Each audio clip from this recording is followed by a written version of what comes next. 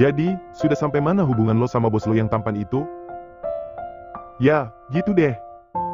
Ya gitu deh gimana? Siska kembali penasaran.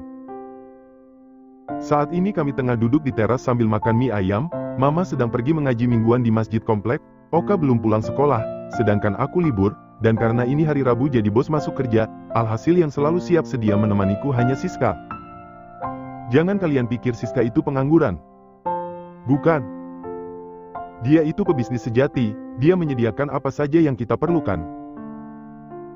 Pokoknya palu gada deh, apa yang lu mau, gue ada, dari barangku super sampai kulima, dari menyediakan jasa ketik skripsi sampai menyediakan jasa kuli bangunan, pokoknya dia ada semua kecuali santet dan perdukunan, dan juga barang-barang branded ori.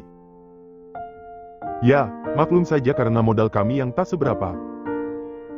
Oh iya, aku juga salah satu penanam modal di sana, lumayanlah buat tambahan bayar cicilan si merah. Masalah perjodohannya sudah selesai? Aku menghela napas mendengar pertanyaan itu. Tidak tahu. Memangnya dia tak pernah memberitahumu soal itu? Aku menggelengkan kepala. Dan lo nggak tanya? Gue bingung, mau tanyanya gimana? Ya tinggal tanya.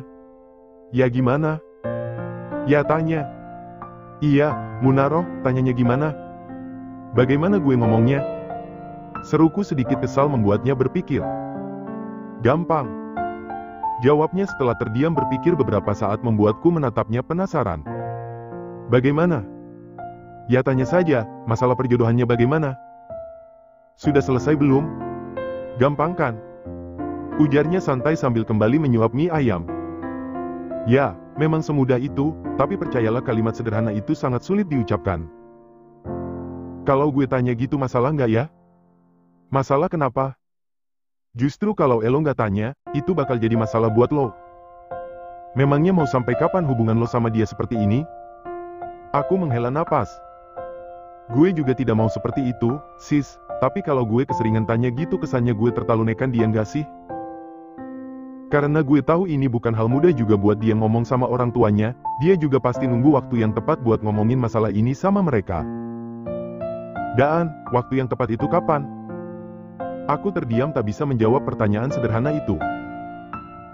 Sampai kami menghabiskan mie ayam dan abang penjual mie ayam datang untuk mengambil mangkuknya, bahkan sampai gerobaknya tak terlihat lagi, dan hari berganti pun aku tak bisa menjawab pertanyaan itu. Pertanyaan sederhana Siska yang membuatku kembali berpikir beberapa hari ini. Selama ini kami menjalani hubungan seperti tidak ada masalah apapun, atau lebih tepatnya berpura-pura tidak ada masalah apapun. Kami menjalani hari-hari kami seperti pasangan pada umumnya, pergi berkencan, nonton, makan, atau hanya sekedar jalan-jalan menikmati saat-saat berdua kami. Dia mengenalkanku kepada teman-teman dekatnya, berusaha membuatku nyaman agar bisa masuk ke lingkaran pertemanan mereka. Dia juga telah cukup dekat dengan Mama, Oka, dan Siska, tapi tak sekalipun aku dikenalkan kepada salah satu anggota keluarganya dan itu kembali seperti ada kekosongan dalam hubungan kami. Aku merasa kedekatan dan kebahagiaan kami selama ini seolah semu, karena bagaimanapun hubungan kami ini seperti berjalan di atas permukaan es tipis yang akan menenggelamkan kami kapanpun. Ngelamunin apa? Aku tersentak menatap ke samping di mana Caraka berdiri sambil menatapku menyelidik.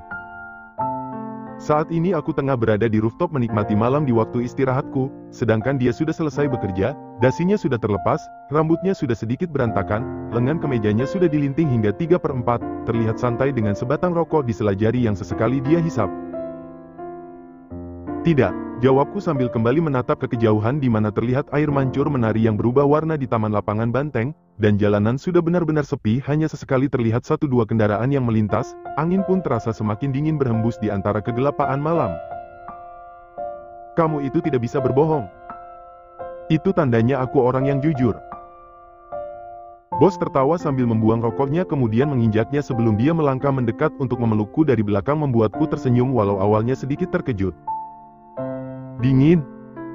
Tanyanya sambil memelukku erat dengan dagu ditumpukan di bahuku. Aku hanya mengangguk sebagai jawaban. Kenapa malam-malam malah di sini, bukannya tidur sebentar di ruang istirahat? Bahaya kalau aku tidur, bisa-bisa kebablasan sampai pagi. Hahaha, kalau begitu tidur di sini sebentar, aku akan menjagamu. Bos membalikan tubuhku hingga dia memelukku erat membuatku tersenyum sebelum balik memeluknya.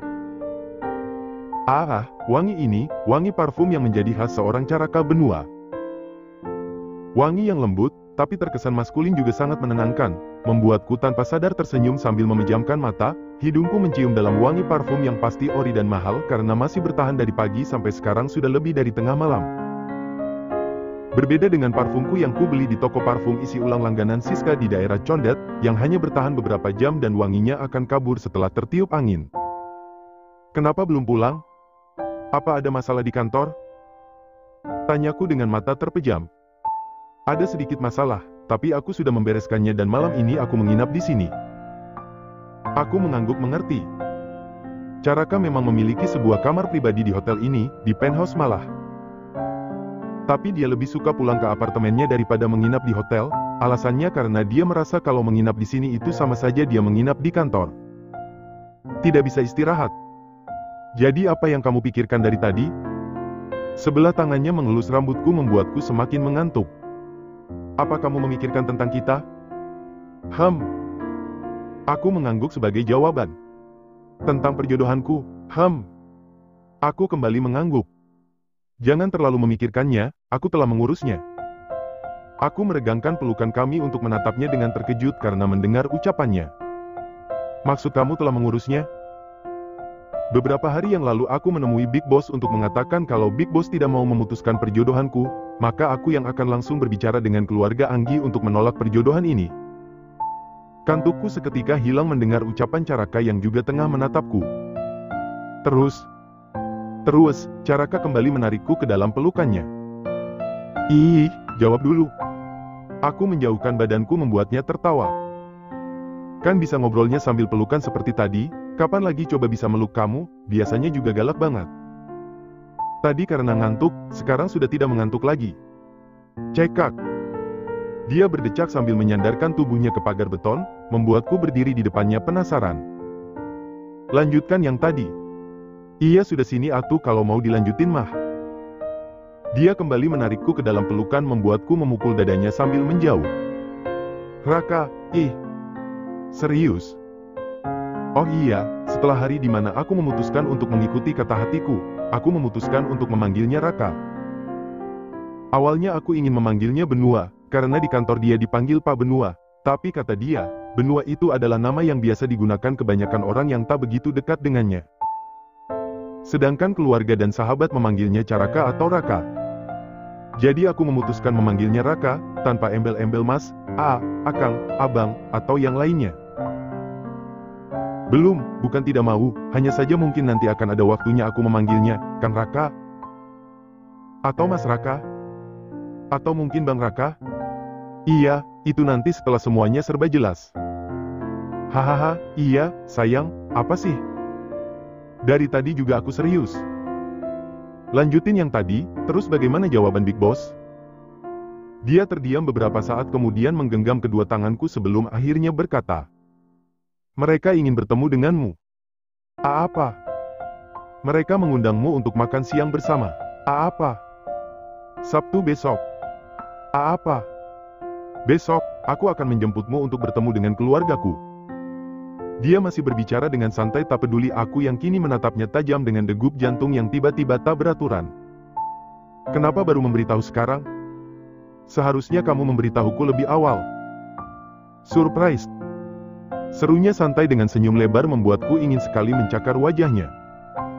Apa ini waktunya semua kejadian yang selama ini aku tonton di TV akan terjadi? Keluarga pihak laki-laki berusaha membuat si perempuan tertekan dengan menghina dan merendahkannya, dilanjutkan dengan tawar-menawar sejumlah uang agar meninggalkan si pria, dan diakhiri dengan disiramnya si perempuan oleh sang calon mertua. Mamah, apa yang harus aku lakukan? Jangan gugup, mereka tidak akan makan kamu. Caraka mencoba menenangkanku yang dari tadi duduk dengan gugup di dalam mobilnya. Tidak bakal dimakan, cuma dipelototin sampai gosong, ucapku sambil berusaha tenang. Hahaha. Aku sudah oke kan? Bajuku, oke. Tidak bakal bikin malu kamu kan? Sayang, kamu sudah bertanya tentang itu berkali-kali, dan jawabanku masih sama. Kamu sudah oke pakai banget, sudah cantik banget. Serius? Serius, aku sampai pangling loh lihat kamu tadi, lebih cantik dari yang waktu kita ke opening restoran Tante Diah.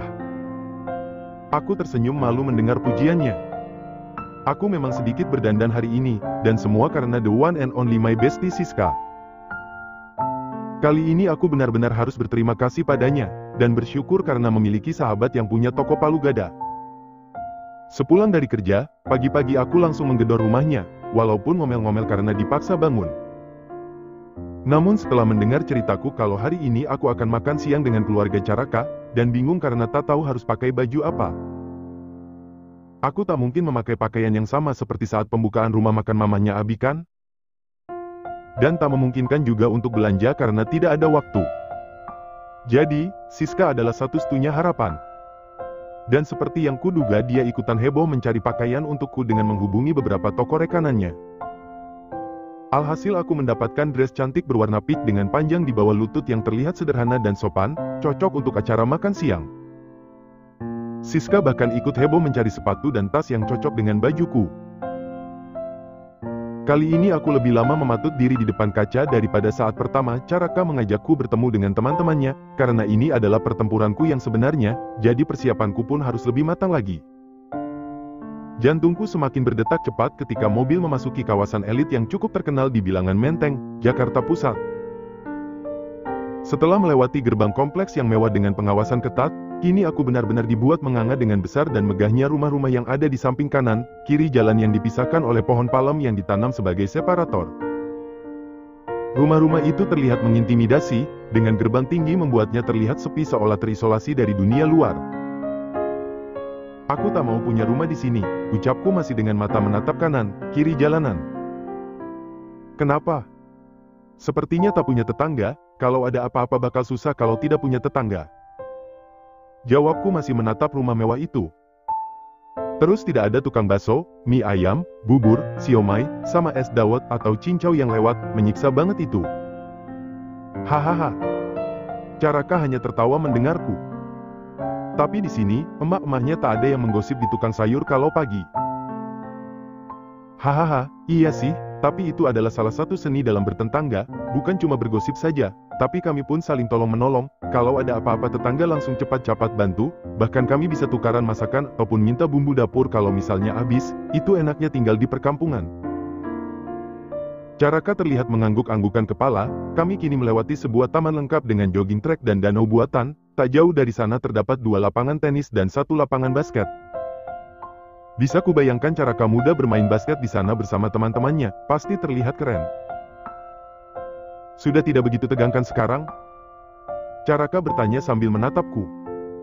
Baru kusadari kalau kami kini telah berhenti di depan sebuah gerbang yang sama tinggi seperti rumah-rumah sebelumnya. Kita sudah sampai? Aku bertanya kaget ketika gerbang itu perlahan terbuka secara otomatis kemudian memerlihatkan 2 orang satpam yang menyapa Caraka. Iya, selamat datang di rumah keluarga Mahesa, ucap Caraka sambil tersenyum, membuatku menghembuskan napas perlahan. Setelah beberapa saat lalu aku sedikit mulai tenang, tapi kini kembali menggila ketika mobil memasuki gerbang yang langsung disuguhkan bangunan kokoh dan megah berwarna putih bak sebuah istana di negeri dongeng, lengkap dengan taman yang terawat, asri dan luas, membuatku menelan ludah karena merasa terintimidasi oleh apa yang terpampang di hadapanku kini. Caraka memarkirkan mobilnya di sebelah mobil Jeep Wrangler hitam yang terlihat gagah. Chandra sepertinya sudah datang, ucap Caraka sambil memerhatikan mobil yang terlihat gagah. Itu mobil Chandra? Iya, kenapa? Tidak, hanya ingat Oka, dia pasti bakal marah kalau aku bilang aku menaiki mobil idamannya, hihihi. Oka suka otomotif? Tanya Chandra sambil membuka seat beltnya, begitu juga denganku. Lebih tepatnya dia menyukai jenis mobil Jeep, dan ini Wrangler. Yang benar saja, dia bisa-bisa pingsan hanya dengan melihatnya saja. Caraka hanya tersenyum mendengarku. Orang kaya mah bebas. Ya, kalau uang di rekening sudah tak ternilai lagi berapa saldonya sih bebas saja membeli barang-barang dengan harga selangit, itu hak mereka, uang mereka jadi terserah mereka mau digunakan untuk apapun juga, termasuk beli mobil yang harganya mencapai 1,5 M. Gila kan? Bahkan mobil Caraka yang hari ini dipakainya kalau menurut Mbah G, harganya lebih dari 2 M. Double gila. Kalau aku punya uang sebanyak itu, aku akan memilih beli rumah, terus membuat kontrakan berpintu-pintu, jadi setiap bulan tinggal menerima uang sewa saja. Nikmatnya tinggal kipas-kipas sambil rebahan. Namun apalah daya, itu hanya kehaluan kaum rebahan macam aku ini. Ayo. Aku kembali tersadar dari kehaluanku ketika Caraka membukaan pintu mobil untukku. Kami mulai berjalan menuju pintu utama, dan jantungku kembali berdetak menggila, tanganku mulai terasa dingin. Caraka langsung menyadari kegugupanku, dia mengeratkan genggaman tangannya memberiku kekuatan. Tidak perlu gugup, ada aku. Kalau mereka memanggangmu, aku akan dengan cepat-cepat menyelamatkanmu agar tidak gosong. Aku tersenyum mendengarnya. Assalamualaikum. Seru Caraka memberi salam ketika kami memasuki pintu depan. Rumah megah dengan interior mewah kembali berhasil mengintimidasiku, dan itu benar-benar tidak nyaman.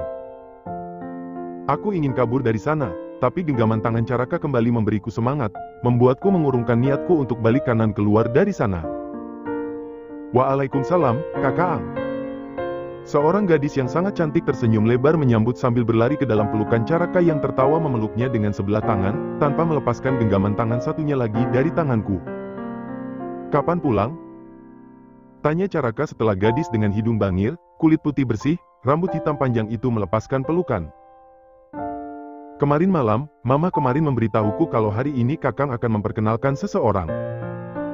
Jadi aku cepat-cepat pulang untuk bertemu siapa yang berhasil menaklukkan sang petualang. Hahaha. Caraka tertawa mendengar ucapan gadis itu. Nah, kenalin yang cerewet ini adik bungsuku, Arleta, dan Leta, ini Kirana sang penakluk. Aduh. Caraka langsung mengadu ketika ku cubit pinggangnya karena mengenalkanku seperti itu kepada adiknya yang cantik. Hai, Arleta, kakak boleh panggil aku Arleta atau Leta, asal jangan lelet, ucap Arleta sambil menjulurkan tangan dengan senyum lebar yang ramah. Hahaha, Kirana, kamu boleh panggil Kirana atau Nana, asal jangan Kiki. Cuma aku yang boleh manggil dia Kiki. Aduh. Ampun, galak banget sih. Dia balas mencubit pipiku membuatku kini yang mengaduh. Hahaha, ayo, Kak. Yang lain sudah pada nunggu di dalam. Tanpa diduga Arleta langsung merangkul tanganku mengajakku masuk ke dalam. Aku menatap Caraka yang berjalan di belakang kami dengan senyum masih terpatri di wajah tampannya. Dia mengangguk seolah memberitahuku kalau tidak apa-apa, ada dia di sini yang akan melindungiku, membuatku ikut tersenyum. Lihat siapa yang sudah datang. Seru Arleta ketika kami sampai di sebuah ruangan yang luas, membuat 3 orang yang tengah duduk santai kini menatap ke arah kami. Sebuah sofa besar yang terlihat sangat empuk dan nyaman di mana 3 orang tengah duduk di atasnya kini berdiri. Aku langsung menelan ludah melihat bagaimana mereka menilaiku. Oke. Aku rasa ini waktunya aku mendapatkan tatapan horor yang sering kulihat di TV. Pah, Ma kenalin ini Kirana Az-Zahra. Kirana, ini adalah orang tuaku dan Chandra, adikku. Caraka mengambil alih diriku dari Arleta dengan merangkul bahuku, membimbingku untuk maju mendekati 3 orang yang masih terdiam menatapku. Kirana. Dengan berdebar kuulurkan tanganku, walau sedikit takut apa mereka akan menerima uluran tanganku atau tidak. Hening beberapa saat yang seolah mencekik, membuatku hampir saja menarik kembali uluran tanganku. Jadi ini tuh yang namanya Kirana. Ibunya Caraka yang pertama menerima uluran tanganku dengan senyum simpul walau ku tahu dia masih berusaha menilaiku dengan sorot matanya. Tak memedulikan tatapan menilainya, aku langsung salim seperti yang diajarkan oleh Mama, sebagai penghormatan kepada orang yang lebih tua. Ibunya Caraka terlihat cantik dengan kulit kuning langsat, aura keanggunan khas wanita priayi tanah Jawa sangat kental menguar dari tubuh mungil dengan rambut sebahu, lengkap dengan penampilan khas wanita kalangan atas. Chandra. Pria tampan, sedikit mirip dengan Caraka hanya saja sepertinya dia lebih pendiam dari Caraka. Selain itu Chandra berkacamata dengan tubuh lebih kurus dan kulit lebih putih dari Caraka mengulurkan tangannya dengan senyum simpul. Tapi sorot matanya memancarkan keramahan seperti halnya Arleta tadi, membuatku langsung menerima uluran tangannya. Aku tak menyangka kalau akan mendapat sambutan yang ramah dari keluarga Caraka, terutama dari ibunya, Hei. Setidaknya ibunya tersenyum kan? Aku pikir mereka akan menatapku dari atas sampai bawah dengan pandangan menilai dan mencibir, ibunya setengah melakukan itu, tapi abaikan saja. Setidaknya dia tersenyum. Ah, Kirana, kamu terlalu banyak nonton sinetron azab. Buktinya mereka menyambutku dengan ramah, sia-sia saja dari tadi aku merasa gugup. Deheman dari ujung kanan membuatku menyadari kalau masih ada seseorang yang belum menerima uluran tanganku, bahkan tidak tersenyum padaku. Seharusnya aku tak cepat-cepat merasa lega. Secara aku masih harus berjuang menembus benteng Takeshi yang kini menatapku tajam, mengintimidasi. Bismillah, semangat, Kirana, kamu bisa.